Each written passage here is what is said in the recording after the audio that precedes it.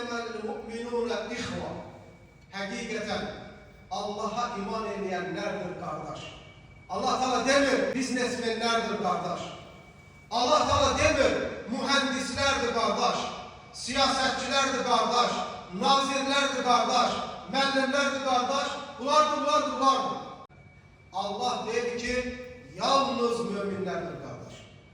Bugün sen müminsensen o bir müminin kardeşisin. Vel mu'minûne vel mu'minâtu ba'duhum evliyâ'u ba'd.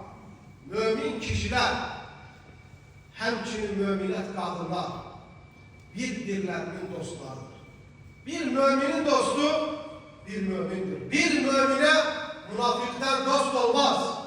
Allah Teala buyurur: "Ve taavanu alel birri ve takva." Ey müminler! İsterseniz meşrikte olun, mağribde olun, harda istiyorsunuz olun, hayır amellerde ve imanınızı artıran sebeplerde birbirinize destek verin. En büyük bunun desteği bir araya gelebilmemizdir, bir araya gelmeyi başarmamızdır. Münafıkların, onların arkasıyla giden sahtekarların seflerimizi böle bilmemesidir. Hilelerin, müminlerin karşısında fayda vermemesidir.